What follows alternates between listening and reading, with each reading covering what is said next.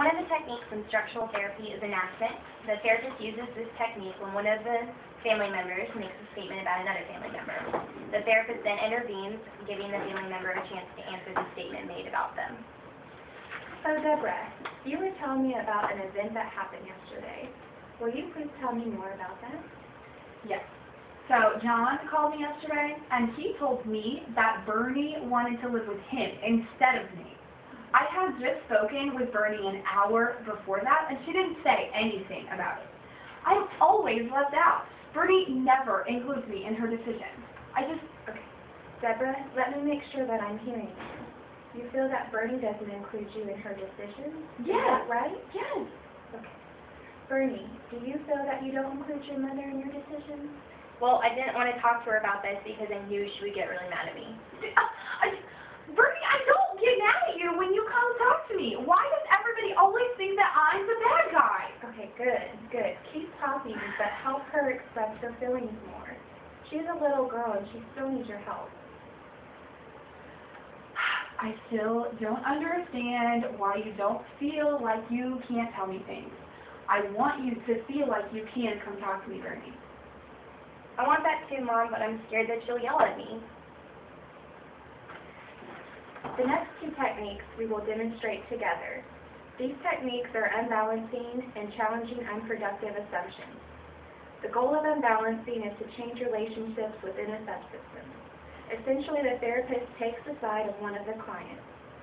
In doing so, the therapist will have unbalanced and attempted to realign the family system. In the following role play, the therapist will challenge Deborah's views of reality. If the therapist is successful in changing the way Deborah views the current situation, then Deborah will be able to change the way she relates to Bernie. I want that too, Mom, but I'm scared that she'll yell at me. Bernie, I only yell at you when you do something wrong, like you don't tell me you want to live with your dad. I get to be upset about that. But see, you just yelled at me. See, that's why I don't want to come talk to you.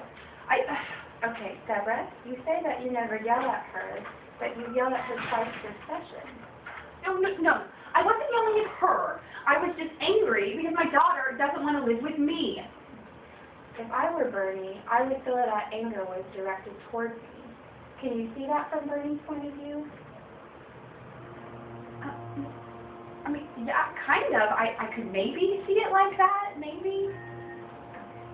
Great, Deborah. So you changed your initial view of feeling like you weren't yelling at Bernie at all to seeing that you could have maybe been yelling at Bernie. That is excellent progress, and you are one step closer to seeing things from Bernie's perspective. The next technique that can be used in structural family therapy is called structural mapping.